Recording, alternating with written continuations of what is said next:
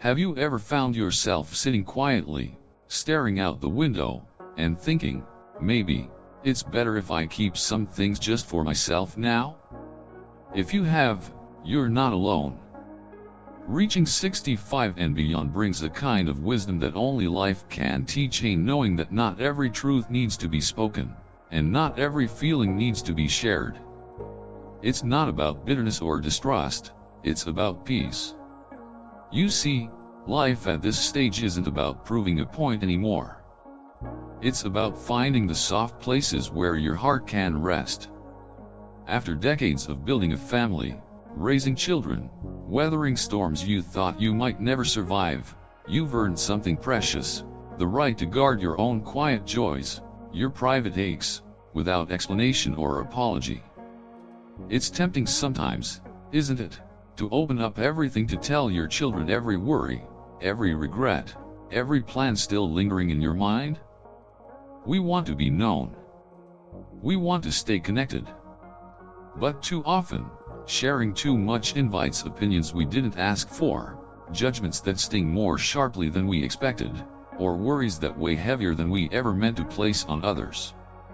At this point in life, silence can be a kind of love, a way of protecting your peace and allowing others to find their own path, without the burden of carrying yours too. It's a quiet wisdom that says, I trust myself. I trust that not everything needs to be understood by everyone. And that's a beautiful place to be. So today, let's walk through the 5 kinds of things you might want to hold a little closer to your heart. Not because you have anything to hide, but because you deserve the kind of life where your happiness isn't up for debate, your choices aren't subject to second guessing, and your peace isn't something you have to explain away. You deserve that. You've earned it. And I promise you this, sometimes, keeping a few sacred things just for yourself isn't selfish. It's a gift to you, and to the people who love you more than you know. 1. Your private dreams and new plans. There's something deeply sacred about the dreams you still hold close, even now. Maybe it's a trip you've long imagined but haven't yet taken. Maybe it's a hobby you finally have time for. Maybe it's a quiet little hope for a new friendship, a new adventure, a deeper peace within yourself. Whatever it is, you don't owe anyone an explanation for why you want it, or how you intend to reach it. When you were younger, you might have felt the urge to announce your plans to the world, to gather encouragement or approval. But now you understand something different. Some dreams grow best in silence. Talking about them too soon can invite doubt from others, questions you didn't ask for, skepticism you didn't need, worry you never intended to cause. Your dreams deserve a safe, quiet space to bloom, free from the harsh winds of other people's fears and limitations. You see, your life has taught you that not everyone will understand your heart's callings, and that's okay. They don't need to. It's enough that you understand it yourself. So when you feel that flicker of excitement about something new, don't rush to share it unless your soul truly feels called to do so. Protect that tiny flame. Nurture it privately, like a secret garden where only the most tender, most true parts of you are allowed to grow.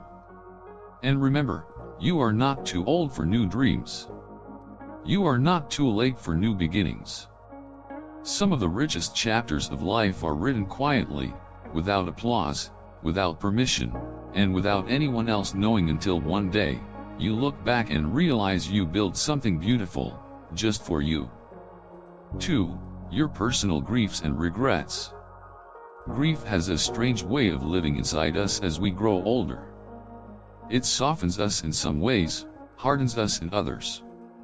You might find yourself thinking often of the people you've lost, the words you wish you had said, the moments you wish you could have lived differently. And sometimes, the urge to spill all of it out, to confess every regret, to explain every sorrow, can feel overwhelming. But here's the quiet truth: not every grief needs to be spoken aloud. You've learned, through hard-earned wisdom, that some hurts lose their sharp edges over time when you tend to them quietly. Talking about them too much, or to the wrong audience, can sometimes reopen wounds you had carefully, tenderly stitched closed. You don't owe anyone your deepest aches. You don't have to perform your sadness to prove you love deeply or live fully. In fact, holding some sorrows privately can be a form of honoring them, a way of keeping their meaning sacred and personal. And as you sit quietly with your regrets, you might notice something else. Many of them are softer now, less heavy than they once were. That's the gift of time. It doesn't erase pain, but it teaches you how to live beside it with grace. You can visit your memories without drowning in them. You can honor your past without needing anyone else to validate it. So if you find yourself carrying a sorrow that few people know about, or a regret you rarely name aloud, that's okay. You are not broken. You are not hiding. You are simply protecting a part of your heart that deserves gentleness. And in doing so, you're allowing yourself and the people you love to move forward with more peace, not less. 3. Your financial decisions. Money has always been a complicated topic, hasn't it? Whether you had plenty or barely enough, your relationship with finances has been shaped by decades of real-life experience, both good and hard. And by now, you've learned that when it comes to your money, your savings, your spending, your generosity, you don't have to explain yourself to anyone. You may choose to be more cautious now, setting aside a little extra for unexpected needs. You may decide to finally enjoy some of what you've worked so hard to save, whether that's treating yourself to a long-awaited trip, upgrading your home for more comfort, or simply buying the little things that bring daily joy. And you might choose to be quietly generous, giving gifts, helping loved ones, supporting causes you believe in without announcing it to the world. There's a deep freedom in keeping your financial decisions private. When too many opinions get involved, even the kindest advice can start to feel like pressure. People might not see the full picture of your needs, your hopes, your plans for the future. They might worry for you, or worse, judge you, based on fears that have nothing to do with your reality. You know your heart. You know what you can afford. You know the quiet balance between security and generosity, between enjoying today and preparing for tomorrow. So whether you choose to spend a little more freely or save a little more tightly, let it be your choice, grounded in your wisdom. You've earned that right. You don't have to justify your comfort or your caution. You don't have to explain the quiet joy of choosing how to use the resources you've built with your own hands and your own heart. And remember, at this stage of life, financial peace isn't about what others think is right.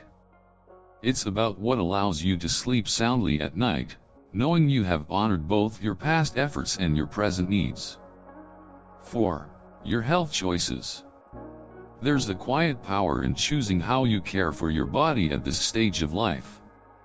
Maybe you've noticed it too, the endless suggestions from well-meaning friends, family members, even doctors. You should try this diet, you have to take that supplement, you need to exercise more, but not like that. It can be overwhelming, can't it? So many voices telling you what you should be doing, as if your body were a project for others to manage. But here's what you've learned, something that only years of living can teach. No one knows your body better than you. You feel its needs, its limits, its quiet victories better than anyone else. Maybe you've chosen a slower, more mindful approach to movement. Maybe you've decided certain treatments just aren't for you. Maybe you've prioritized comfort and peace over chasing some impossible ideal of perfect health. And you know what? That's more than okay. That's wisdom. You understand now that health isn't a checklist someone else gives you. It's a relationship between you and your own body, a daily conversation built on respect, patience, and kindness. Some days, that might mean pushing yourself a little to stay active. Other days, It might mean honoring your body's request for rest. Both are acts of strength. You've also learned not every ache or diagnosis defines you. You are so much more than your medical records or your physical challenges. You are still you, whole, worthy, vibrant in ways no lab test can ever measure. So if you choose to keep some of your health decisions private, to listen to your own intuition first, that's not weakness. That's self-trust. And when you do seek help or advice, it's not because you've surrendered your wisdom. It's because you're adding to it, weighing it, deciding for yourself what path feels most true to you.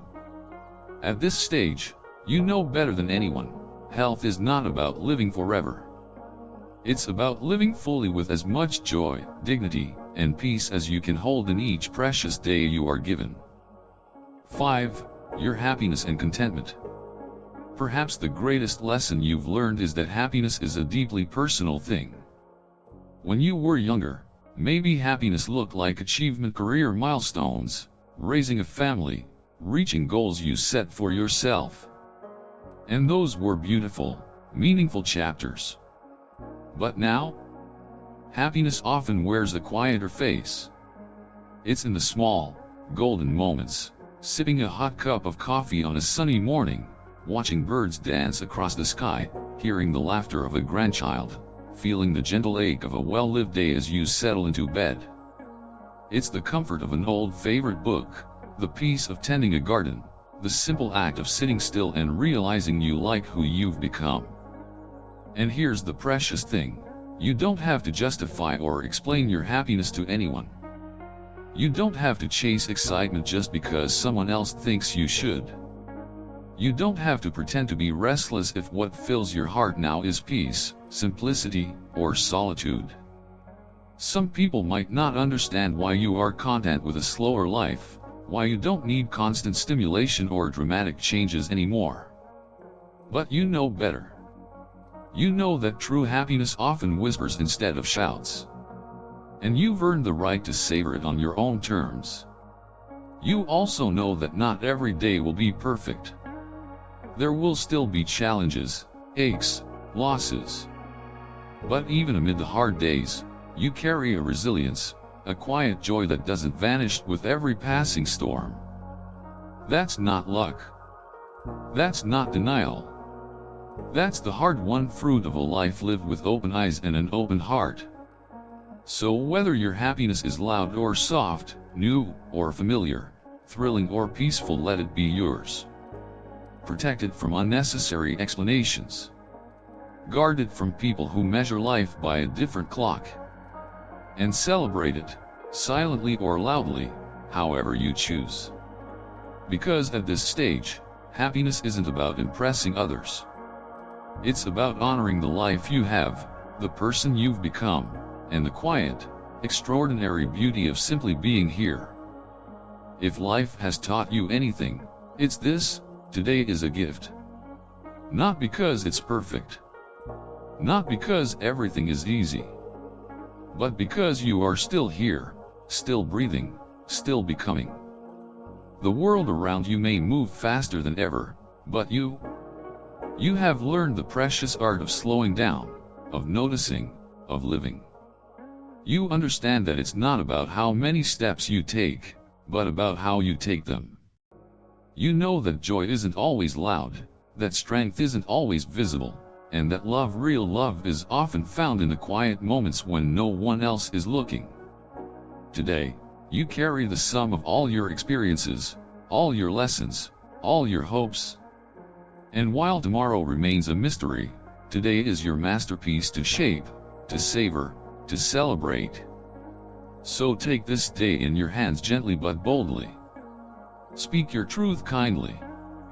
Forgive yourself easily. Love others deeply.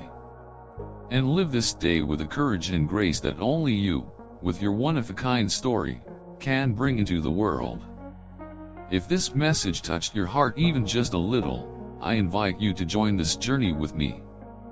Click the like button to let me know you're here, walking this beautiful path too.